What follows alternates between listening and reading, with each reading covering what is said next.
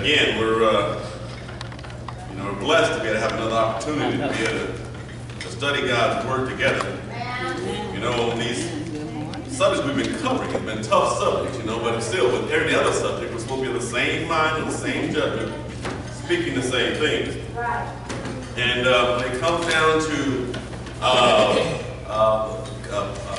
problems or moral issues confronting Christians or the church, many times, the problems that we have, the problems that are going on in the world are equally problems inside the church. And it shouldn't be that way. It should be a noticeable difference. And what happens is that many times, instead of us being the light or being the influence on the world is influencing us. And so, what we got to do is, again, so when it comes down to certain subjects, especially these tough subjects, when you're talking about marriage, when you're talking about divorce, we've covered marriage. We started off covering marriage, but we did not cover divorce as in depth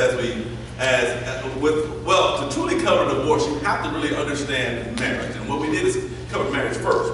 Yeah. Now, my whole goal was to try to finish this up today, but I realized I'm not going to be able to finish this up today because a statement got made last week, right at the end of class, and it's important that we cover this, and it's important that we cover this just so we can understand some of the things that I'm going to be saying next week.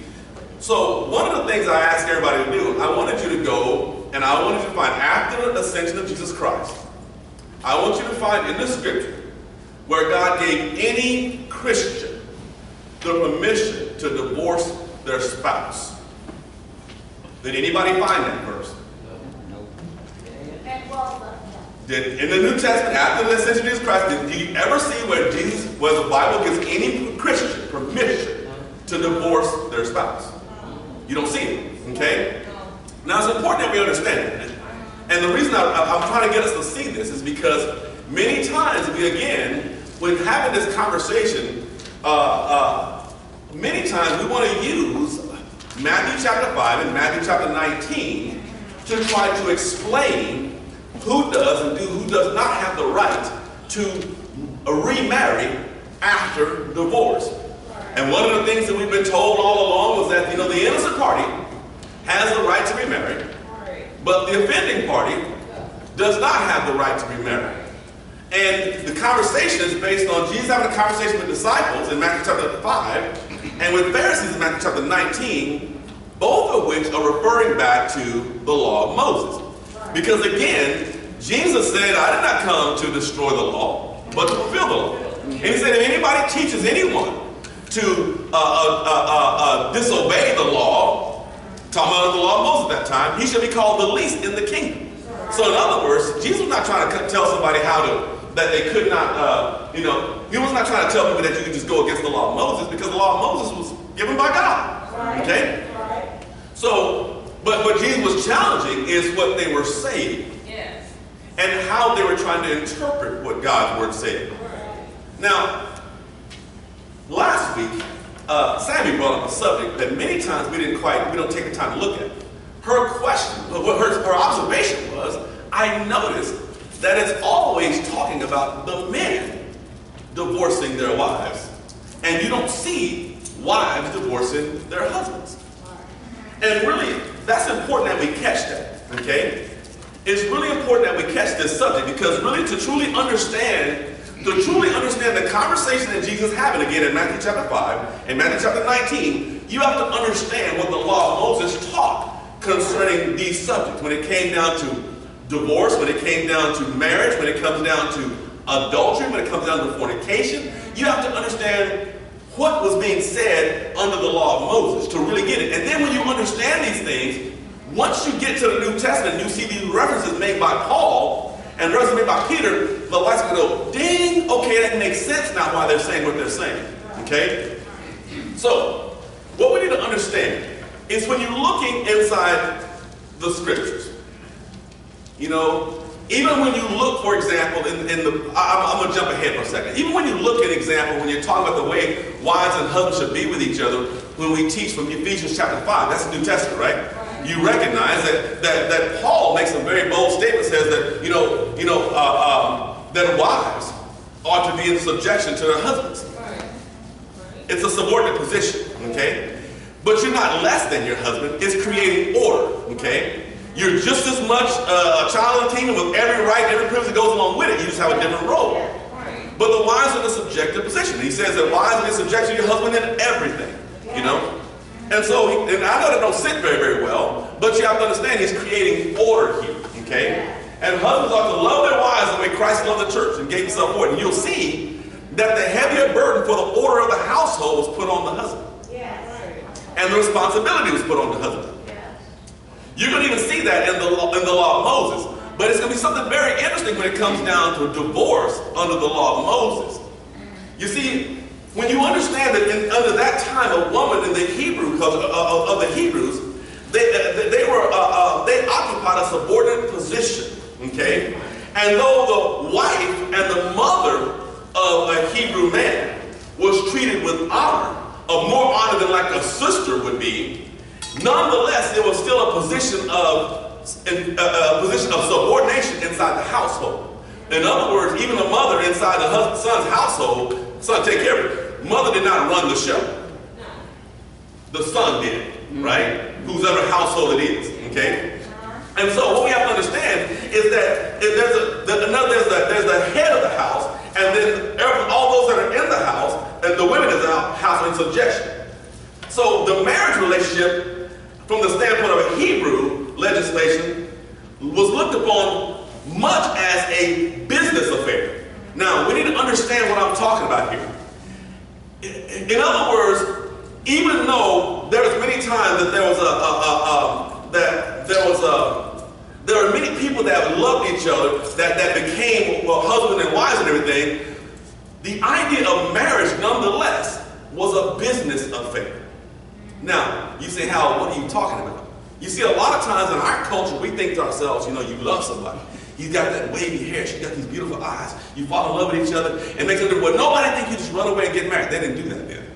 That's right. That didn't happen. Okay? And I know a lot of times it's kind of hard for us to take this 2022 Western way of thinking. We try to apply this 2022 Western way of thinking to the law of Moses, and it does not work. You have to understand what they would have saw. Okay? And so the husband was unconditionally the head of the family and the head of all domestic relations inside his household. Unconditionally. In other words, God held him totally responsible for it. So he had the rights and the prerogative to manifest that position in every way. So anytime, for example, you didn't just go get a wife because you loved her and you walk away with her and keep her. No, you had to pay for her. Now, I know that don't sound very, very good. See, y'all know the story. Y'all remember the story in Genesis chapter 29, beginning verse 18, between Jacob and Laban, right? So Jacob loved who? Rachel. She was beautiful, right? And what was the problem with Leah? Well, you know, weak eyes. Weak to the eyes. He was not good looking. You know, a lot of, even though, y'all need to stop, man. Yo, she was ugly. She like, no, but let's just make sure we catch it now. I wasn't going to cover this, but see, y'all went all over the place. Let's make sure you understand this. Okay. Genesis chapter 29.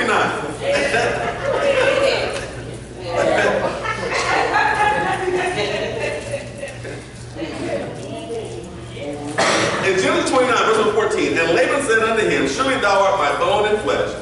And he abode with him a space of a month. And Laban said unto Jacob, because thou art my brother, shouldst thou therefore serve me for naught? Tell me what shall be thy wage. In other words, I don't want you to work for nothing. What do you want for your work, right? And Laban had two daughters. The name of the elder was Leah, and the name of the younger was Rachel. Leah was tender-eyed, but Rachel was beautiful and was well-favored. Now, here's the thing. Many people have been trying to figure out what tender-eyed means. People think, well, she was cross-eyed. No, that's not what it's saying here, you know? My Bible says delicate. This is a phrase that would have been understood 600 years ago, very, very plain, but we mean it to mean all kind of stuff. It does not mean she's ugly. Okay? See, okay, she's tender-eyed. See, again, for those of us who remember our English class, he says, Leah was tender-eyed, but Rachel was beautiful and well-favored. So the but is a coordinated conjunction denoting something different, a contrast. Okay? She was tender-eyed, but Rachel was beautiful and well-favored. So what you have to understand, it doesn't say that Leah was ugly. Leah would have been what we would call, in other words, tender-eyed being like, not just even homely. It's kind of like she would have been what we call like a plain Jane. Yeah, plain Jane. She did not stick out. No. Yeah. She was a plain, what we would call a plain Jane. That's really what, tender-eyed does not mean she was cross-eyed and ugly. Guys? You know? So, but here's the point. It says, okay, and in verse number 18, and Jacob loved Rachel and said, I will serve thee 7 years for Rachel, thy younger daughter. And Laban said, it is better that I give her to thee than that I should give her to another man. Abide with me. And Jacob served 7 years for Rachel. And they seemed unto him but a few days, for he loved, for the love he had to her. And Jacob said unto Laban, give me my wife, for my days are filled, that I may go in unto her. And Laban gathered together all the men of the place and made a feast. And it came to pass in the evening that he took Leah his daughter and brought her to him. And he went in unto her. And Laban gave unto his daughter Leah Zilpah, his handmaid, his maid for a handmaid. And it came to pass that in the morning, behold, it was Leah. And he said unto Laban, what is this that thou hast done unto me? Did not I serve thee for Rachel? Therefore then hast thou beguiled me. Now, what's the point? The point I'm trying to make is, he served 7 years to pay for it. And he served another 7 years to get the one he wanted. Now, what is the point? He loved the one he wanted, right? But he still had to pay for her. He had to pay for the one he didn't want and the one he got. Now, y'all do realize he had 2 wives, right? Another important message. So what I'm trying to get us to understand is under the law of Hebrews, you have to understand that when it comes down to taking a wife was in a subordinate position, okay, because he was the head of the household in every way, and it was a business transaction. Now, even what you have to understand is, even though it's his wife, and even though she's a human being, and even though he loved her, what the Hebrews understood is that it was still a business transaction. And as far as he's concerned, she belonged to him. You understand what I'm saying now? It may be the most valuable thing that you own, but it's a business transaction which he purchased, which meant he saw her as part of his belongings. Do you understand that now? A business transaction. It's important that we catch that now. So, when you think about it, unfortunately, there's a double standard when it comes down to these things under the law of Moses. So when you look at this, even though when you're talking about when we're talking about divorce and the matter of divorce, according to the laws of Moses, a husband under certain circumstances might divorce his wife. But on the other hand, you don't see a wife able to divorce her husband. Why? Because the husband had to pay for his wife. It was a business transaction. You understand it differently now, right? It's important that we catch those things because later on we're going to see even references made to this later on. And so the law of divorce in Deuteronomy Chapter 24, verses 1 through 4, you see that the law concerning divorce apparently quite clear is recorded mostly what we read in Deuteronomy Chapter 24, beginning verse 1. So let's go there really quickly. You see, one of the things we see here in interpreting this, we read that they were told to write them a bill of divorce. Verse 1 says, when a man had taken a wife and married her, and it come to pass that she find no favor in his eyes, because he found some uncleanness in her, then let him write her a bill of divorcement and give it in her hand and send her out of his house. Okay? Now, what we have to understand is that when you understand what he's talking about here, you didn't have to divorce your wife. As a matter of fact, it makes it sound like he's saying that if you find something unclean in her, then you have to divorce her. No, you don't have to divorce. It's not a command here. As a matter of fact, you're going to see later on that they're making it hard for a man to get rid of his wife. It's not, the divorce is not to make it easy to get rid of your wife. It's to make it hard for you to get rid of your wife, the law of Moses. Okay? So what we're going to see here is that, there's no command here. But what you have to understand, these proceedings were aimed to regulate or to mitigate the evil that God would actually say is treachery. In other words, easy way would be like just write a piece of paper and then send her away. But that's not what actually had to happen. In other words, since a marriage, when you married someone and you took someone as your wife, a legal transaction took place. In other words, monies, goods, or time traded hands. And so now it's a contractual obligation. If I worked for your daughter, then you need to give me your daughter. If I've given you money, then you need to give me it. This ain't even my lesson, but man, something happened to me the other day. I had to get my tire fixed. I met a guy that came in and had this van, and he had two child safety seats in the middle seat and the child seats in the back seat. I'm like, man, how many kids you got at the house? You can tell by the way this guy stood, it's from Africa, because he stood up really straight like this, right? And I said, man, you got a lot of car seats. He said, I have 7 children. I'm like, so where are you from? He says, I'm from Sudan, And we got chatting and everything. And I said, I was seeing Sudanese people are some of the tallest people in the world. I said, well, that's the dingy people, they're like the tallest people on earth, But that's South Sudan. But he said, I have a friend of mine that wanted to take a wife from one of the South Sudanese chiefs. And it's a very expensive transaction. He lived here, she lived there, but he wanted to honor her, so I wanted to negotiate with him. This lady was so tall and so beautiful that the father of this family wanted 135 cows for her. 135 cows.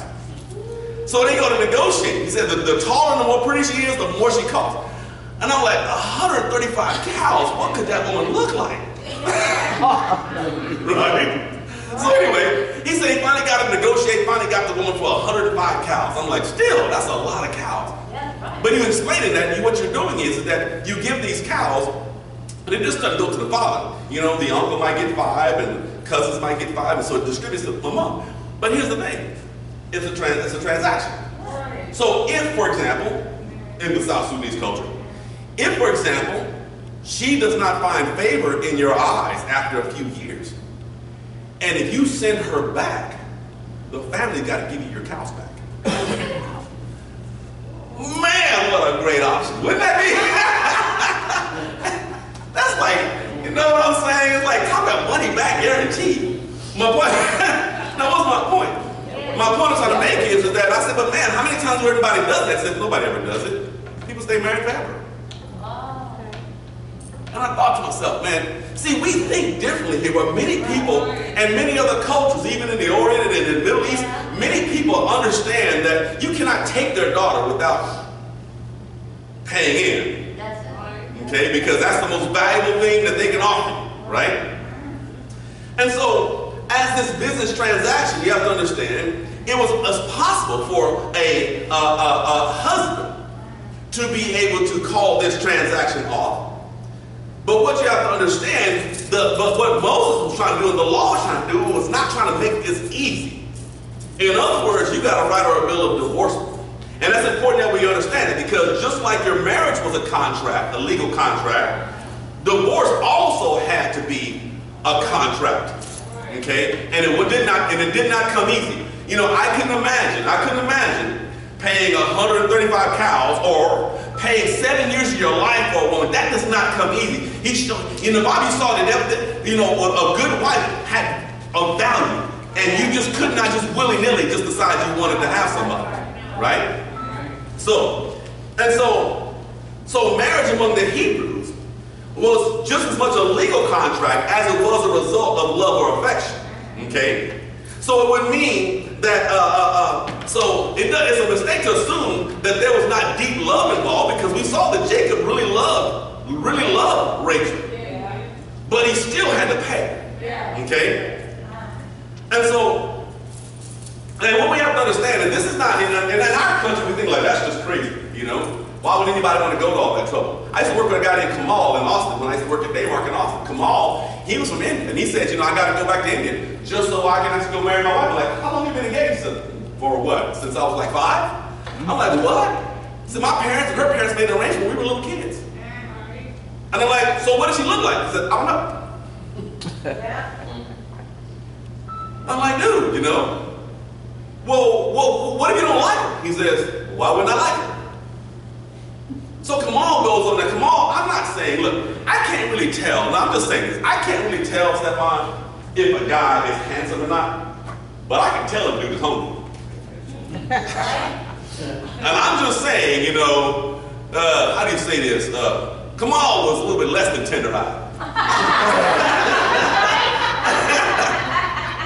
But he went to India and came back with this absolutely drop-dead beautiful lady. I was like, oh my God. He goes over, this is back in the 80s. He goes over there, brings his wife back, stunningly beautiful. He gets the wife, you know, she had a dowry. Every single birthday she had gold put on her fingers and on her toes and everything like that, her chains and everything. So when she marries, all of that goes to her husband. So he got the woman, he got all of her jewels and $150,000 cash. It's back in like 1985. Wow. And I was like, holy smoke. And so I asked him, come on, what if you go to all that trouble? And you find out you don't like her, right? He said, and he had a very heavy accent. He said, you know, if I send her back to her parents, and if I send her back to her parents, she's beaten, and she becomes a servant of the rest of the family. I'm like, man, talk about the leverage you have now. Man, don't make me call my father a woman. But it's a business transaction. But they don't get divorced. So for us, our minds think differently that way, you know. I'd imagine, Stefan, I'd imagine if you drop like 4 or 5 years of cash money just to have her, you ain't trying to kick it in the curb no time soon. You got too much money invested now, right? And so what you have to understand, the way they saw things is that just like marriage was a contract, that a business contract, when you gave someone a written divorce, what you have to understand, it was not to make things easy, it was to make things harder. And so, when you look at this business transaction, the husband and the family had, as a rule, to pay a certain dowry to the parents or the guardians of the betrothal before the marriage was consummated. And so a wife acquired could easily be regarded as a piece of property to them. They saw it that way. Your most prized property, but they still saw it as something that they had to work for and belonged to them. And so the advantage was always, like Sammy brought up when she noticed this, the advantage was always with the husband. But the wife wasn't always totally helpless. Because even though she had no legal rights, if you please, to divorce her husband, wives did have the ability to make their husbands' lives so intolerable. Y'all see where I'm getting at now? To make your life so intolerable that, you know what? I don't even want to deal with this no more. She's doing things just to spite me now, to make things hard on me now. And so the wife did not have the legal rights to divorce her husband, but she could make his life so burdensome and be so hateful that most husbands would gladly avail themselves with his prerogative to write her a bill of divorce. She couldn't divorce her husband, she could force him. Like, I don't want to deal with you no more. So, what you have to understand is, when it comes down to the scriptures now, when it comes down to the law of Moses, divorce is applicable only to wives.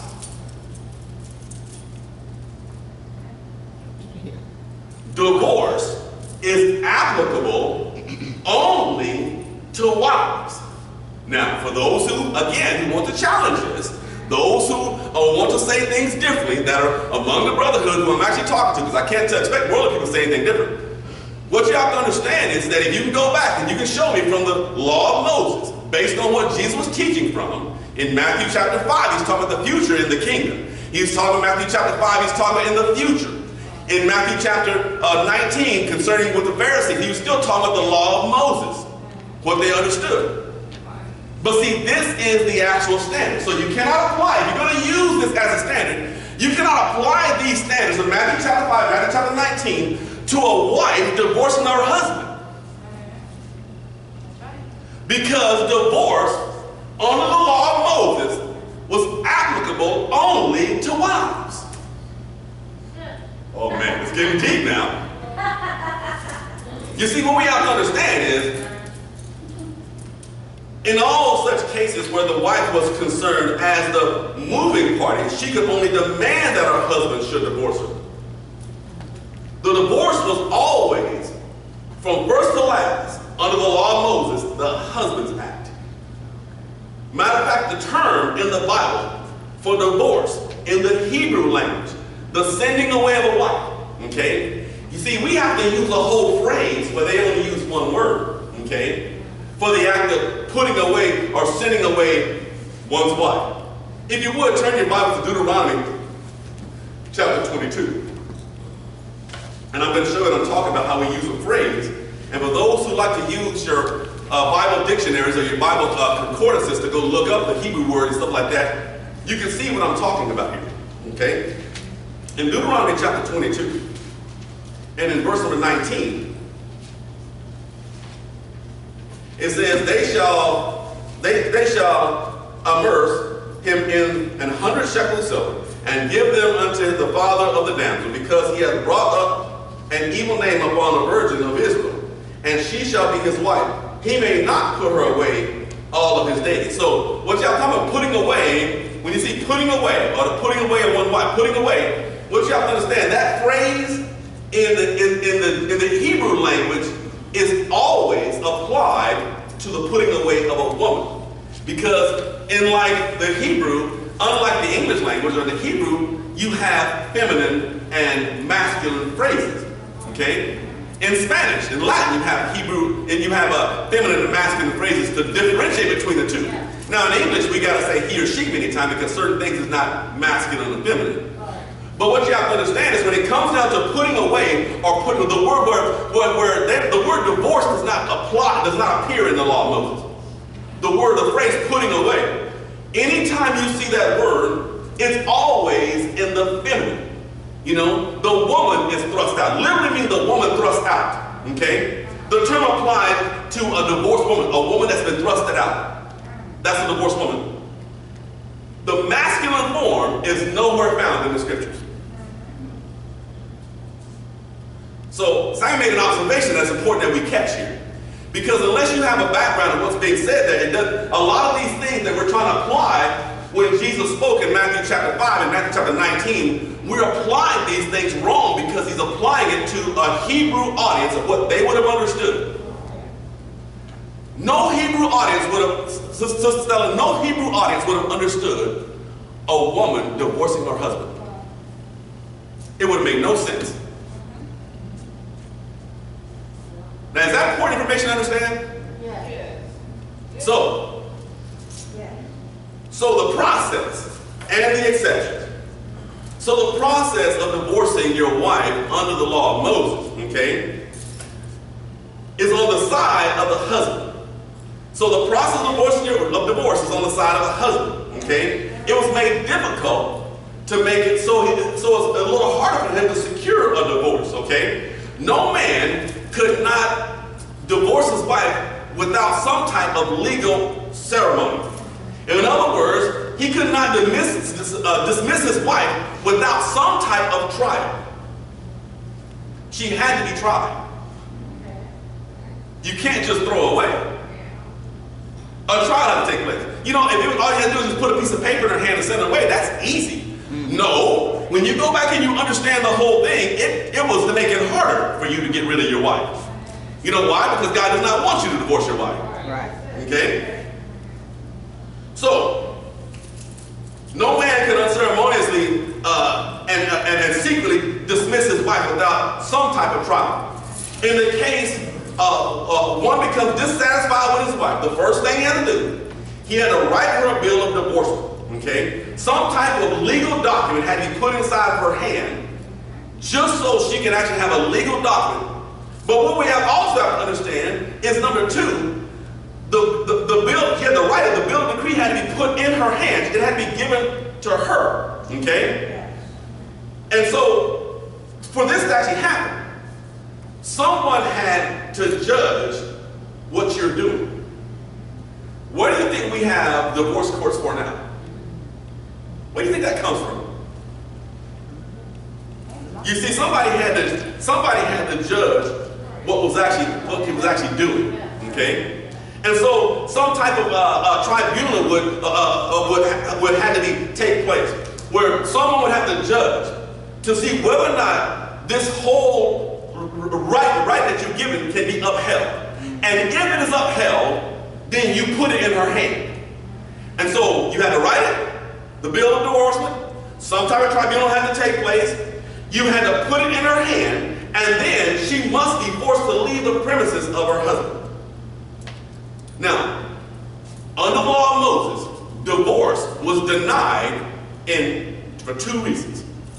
For two reasons was divorce could be denied. Okay? One of them we already read. The first one is if a man who has falsely accused his wife of infidelity before they got married. Okay? Again, Deuteronomy Chapter 22. If you look in verse number 13, it says, if any man take a wife and go in unto her and hate her, and give occasion of speech against her, and bring up an evil name upon her, and say, I took this woman, and when I came to her, I found her not a maid. What does that mean? She's not innocent, okay? And it says, then shall the father of the damsel and her mother take and bring forth the tokens of the damsel's virginity unto the elders of the city in the gate. And the damsel's father shall say unto the elders, I gave my daughter unto this man to wife, and he hated her. And lo, he hath given occasion of speech against her, saying, I found not thy daughter a maid. And yet these are the tokens of my daughter's virginity. And they shall spread the cloth before the elders of the city. And the elders of that city shall take that man and chastise him. The man gets disciplined for bringing a bad name upon this girl who really is a damsel. Okay? And it says, and they shall immerse him with 100 shekel of silver, and give them unto the father of the damsel. So, for you lying now, you got to pay the father for messing up her name. And he said, and because thou brought up an evil name upon the virgin of Israel, she shall be thy wife, and they might not, and he may not put away all his names. You can never divorce this woman. So no matter whatever happens, you can't divorce this woman now because of what you did. So if you bring up, if you falsely accuse your wife of something and you be found in one line, you got to pay a debt, and you cannot. So it's denied. The other exception that we see is the other exception is if a man seduces a virgin. Beginning in Deuteronomy 22.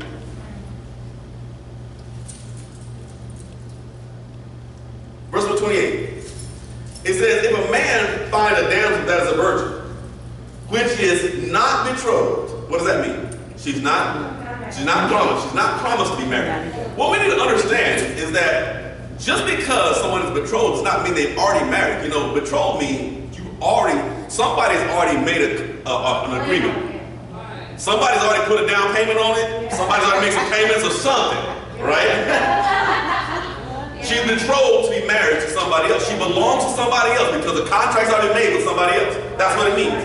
Okay? So she's a virgin. She's not married yet, but the contract is already made. So when a certain day comes, she is going to be actually married, but she still belongs to somebody else. So he says, if a man finds a damsel that is a virgin, which is not betrothed, and lay hold upon her, and lie with her, and they be found. Then the man that lay with her shall give unto the damsel's father 50 shekels of silver. In other words, you got to pay for it now. And she shall be his wife. That's your wife now. Because he hath humbled her, and he may not put her away all of his days. Because see, do y'all understand? Let me help you understand something here. Christians, let me talk to Christians, brothers and sisters in the church, just so we understand this, okay? If you really want to play this game, you know, what if God was doing that to brothers in the church now that took somebody else's daughter and had you away with them inside the church? You know what you'd have to do? If God was applying his law back then, you wouldn't end up with a whole bunch of baby mamas, but you would definitely have a wife already.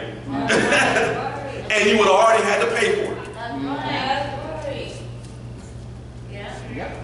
So I'm just saying, I need to make sure y'all understand what I'm talking about here.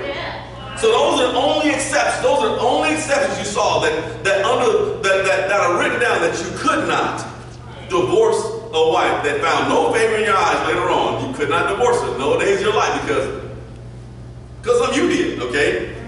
So it is probable that a divorced wife who had not contracted a second marriage or had been found guilty of adultery might be reunited with her husband. But here's the issue. But what you have to understand, but in the case that she had married a second time, she was barred from returning to her first husband. Yeah. Even if the second husband had divorced her or had died. Now, why do you think in Deuteronomy Chapter 24, when God is telling them, put a divorce in her hand and send her away from your house, right? If she goes and marries another, okay, she may go marry another. But if her second husband puts her away, or even if he died, you cannot take her back. Why do you think about this? How many times people that been with somebody for a while and got this idea that the grass is greener on the other side of the fence. Yeah. They totally drop what they're doing. Right. And I'm talking about Christians now. And they go with somebody else and realize, like, wait a minute, ain't nothing special about this grass. Right? Y'all know what I'm talking about. Yeah. And then when that doesn't work out, realize what you messed up and try to go back to the first one. Now, does that happen? Yeah. As a matter of fact, aren't we even trying to, even inside the church, we're trying to tell people they need to do that stuff. But under the law of Moses, you could not do that. Now, here's my question. Because he said, because if you do that, she is now defiled. Now, the question to ask yourself is, why do you think that God told him that you cannot take her back? Even if her husband's dead. She's not under contract no more. She's not under anybody's bound by any law of marriage anymore, even if her second husband dies. But why can't you, as the original husband, take her back? And I want you to think of the simplicity of it here. Huh? You put her away. You put her away, but why do you think he put it? Why do you think he made it where it? She ain't gonna be somebody else's wife, but she can't be yours no more. See my point? He's trying to make it hard. In other words, not trying to make it easier. He's trying to show you that you really need this. God wants you to stay with who you got. You see, a lot of times we get ourselves caught up in this idea, but we can understand very, very plainly that our reasons for wanting divorce, even nowadays, is not biblical. But we get so caught up in how we feel about things and everything, and we fail to understand that, look, God did not want divorce from the beginning. You see nothing about divorce in the beginning. And then when asked by Jesus, why did Moses allow it? He said, Moses allowed it because of the hardness of your heart. But Moses was not trying to make it easier. No. He's trying to make it harder. You can't go back. You see, if you understand it, and this is the thing that many mistakes that many brothers make. You got a wife inside the family of God. Back that time it's Israel. You got a wife inside the family of God. And yet you find somebody else who's not God. You have to understand what you're walking away from. At least, if she's a pain in the neck, at least she can be held to a standard higher than a worldly person can. And And a lot of times we think to ourselves that well, but the grass is greener. Whatever reason this person makes me feel better, the grass is greener. Look, the only reason that there may be green grass on the other side of the fence is because somebody's watering the grass. How about watering your grass? You know what I'm saying? Or maybe fake grass.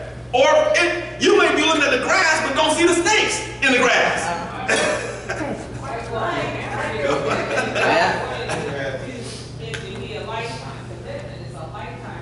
Yeah. And so what we're going to do is I'm trying to help us see these things from what the law was saying, and then we're going to see how this translates over into the New Testament. Okay? And so divorces from the earliest times were common among Hebrews. But what we have to understand is the grounds is what the doubtful part was. This is why they were struggling with this, because many were thinking that all you had to do was just give her a bill of paper in her hands. Okay? That's all you really had to do. But when we go back and we look at it, this is why I'm going to throw a stick in everybody's game here, because I told you I'm going to have to explain this. Okay? Now, again, let's go back to Deuteronomy Chapter 24, because it's important that we catch this. Okay? So, in verse 1 it says, when a man had taken a wife and married her, it come to pass that she finds no favor in his eyes, because he has found some uncleanness in her, then let him write a bill of divorcement and give it in her hand and send her out of his house. Now, here's the point.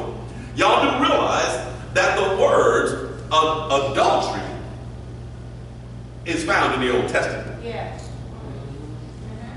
The word and the idea of fornication is found in the Old Testament. But what's interesting here, when you see uncleanliness, that he finds some uncleanliness in her, there's not a single Bible that translates that adultery. And it's important that we catch that. You ever wonder why? Why don't you ask me why? Why? I'm glad you asked me that question. Because the reason being is because when we look at this, many times we don't look at the actual what the word is actually being saying. The idea that's put forth here, a matter of nakedness, is what it literally translates. And so you see translations like uncleanliness or something repulsive. And so when you look at what this phrase is in Hebrew, it is not equivalent to fornication or adultery. And what we understand is that the reason I know that this could not be talking about, now, I'm just going to say this as plainly as I can here, because I know a lot of people are going to get upset because I'm saying this. The reason that I believe, and I believe I can prove, that this phrase is not talking about adultery or fornication is based on the law of Moses, what the law of Moses said about adultery and fornication. You see, when you understand here, he's saying that, okay, you put a written divorce in her hand, okay, and send her out of your house. If she finds no favor in his eyes, because obviously he paid for her, right? And he found uncleanness in her. She done some things and he found unclean to him. Write a divorce in out of the house. Now the reason I know it's not talking about fornication or adultery is because all you gotta do is back up 2 chapters to see how adultery was dealt with. Okay? And so in Deuteronomy Chapter 22, we'll see here what the penalty actually is. You see, when you see that the very nature, and indeed the very nature of the case, we are forced to make the words apply to minor or some other type of crime because of what the law of Moses says about the penalty for adultery. And so in Deuteronomy Chapter 22, if we drop down and we find in verse number 20, it says, well, let's back up a little bit, because this is what we're talking about. Remember we talked about how you should not put away all his days. In other words, if you made a lie, if you lied against her, then you can never divorce her. In verse number 20, it says, but if the thing be true, and the tokens of virginity be not found for the damsel, then they shall bring out the damsel to the door of her father's house, and the men of the city shall stone her with stones, that she die, because she hath wrought folly in Israel, to play the whore in her father's house. So shalt thou put away evil from among you. If a man is found lying with a woman, married to a husband, then they both of them then they shall both of them die.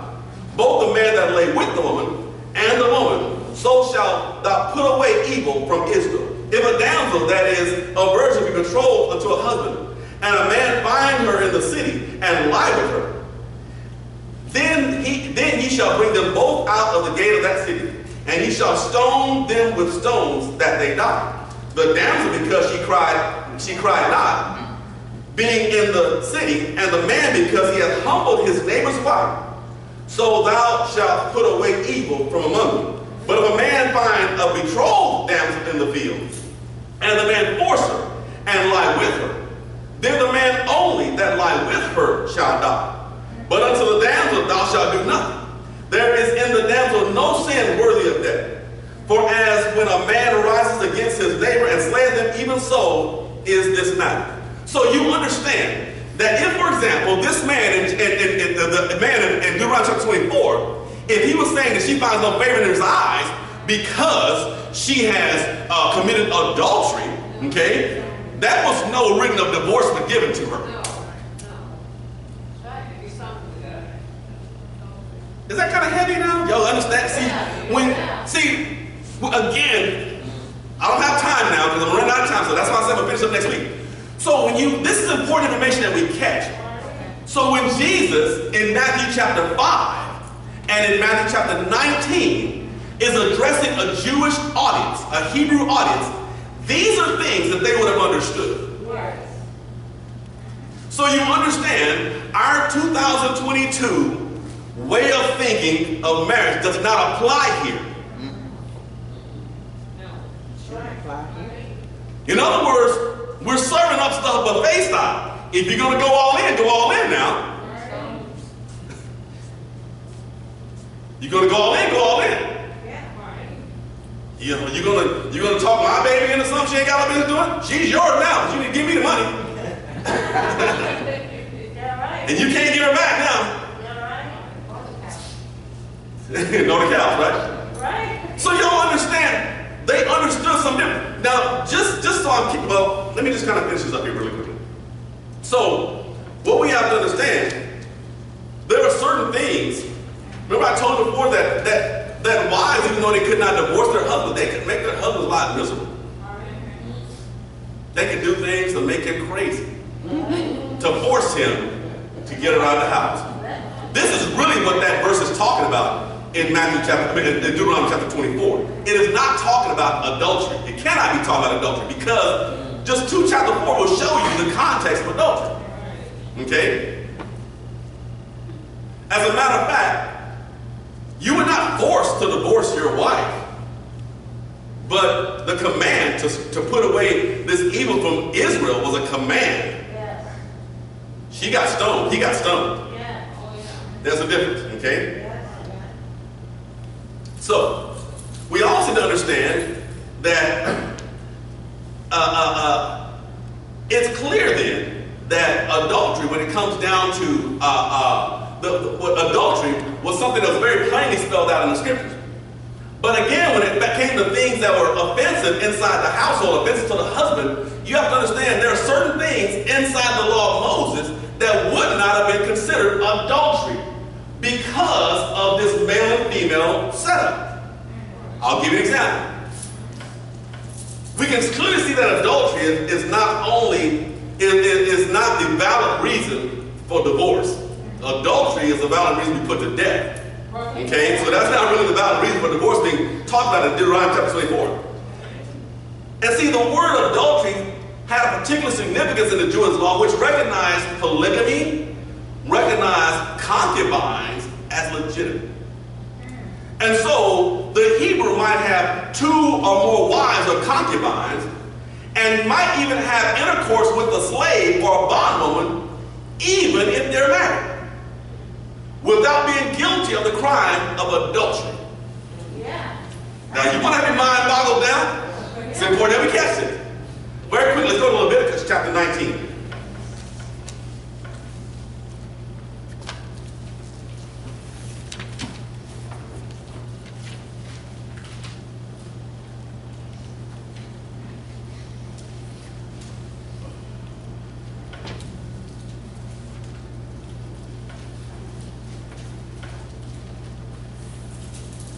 Leviticus chapter 19, beginning in verse 20.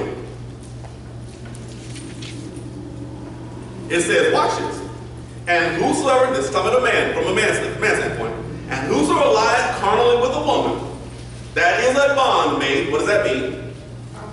She's not free, she's a servant, right? Yeah, she's a Betrothed to a husband. So this is a bond servant, betrothed to a husband. Is she betrothed to somebody else? Yes. Betrothed to a husband, and not at all redeemed, nor freedom given her, she shall be scourged. They shall not be put to death, because she was not free. Wait a minute. She didn't get put to death, but she got whipped. But notice the actual charge of adultery is not put on the man, even though she's a bondservant to him, and she's betrothed to somebody else. You want to go deeper on this one? Just so you see what I'm talking about. Let's look at also at a reference here, just so we understand the difference. She's a bond woman, okay? In Leviticus chapter 20 and verse number 10, it says, and the man that committed, Leviticus 20 verse number 10, and the man that committed adultery with another's wife, another man's wife, even he that committed adultery with his neighbor's wife, the adulterer and the adulteress shall surely be put to death. Now, so you understand then that under Jewish law, that if you have a relationship with another man's wife, okay, then the adulterer and the adulteress shall surely be put to death. But if she's your servant, you're not even called an adulterer. You can have a wife and you can have another wife. Jacob was not called an adulterer. Okay? You can have a wife, you can have concubines, and still not. Abraham was not called an adulterer. David was not called an adulterer. Well, he was after a certain point because what he did. But when he was his own, he was not called an adulterer. Now, just let all that soak into your head for a second.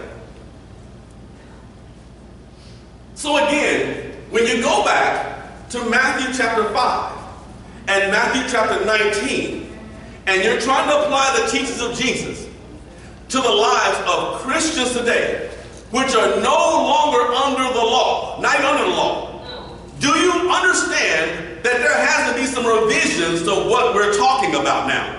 That's why I said, I want you to look after the resurrection of Jesus Christ and the glorification of Jesus Christ. I want you to show me in the scriptures, in the New Testament, that God gave any Christian permission to divorce their wife or their husband. Now, it's important that we catch that. Because again, to truly understand what Jesus is saying, you have to understand the conversation and the people he's having a conversation with. Because when you say, according to Matthew chapter 19, that the innocent party has free to remarry. Shemaine, does that even make any sense now? The innocent party, really, could the innocent party divorce anybody? In other words, did innocent have anything to do with who could not divorce somebody and under the law of Moses? No. So you understand the flaw in that doctrine, that teaching. Is there principles that we can learn from what Jesus taught? Absolutely. But to try to say that you, according to Matthew chapter 19, as a woman, if your husband is an adulterer, you have, or a fornicator or adulterer, you have the right to divorce him and go marry somebody else, and you base it on Matthew chapter 19? Where did you come up with that? Because you cannot come up with that from the law of Moses. I'm glad somebody made that point, and we had to go back and visit that. You cannot see that from the law of Moses. And Jesus saying, I did not come to destroy the law, but to fulfill it.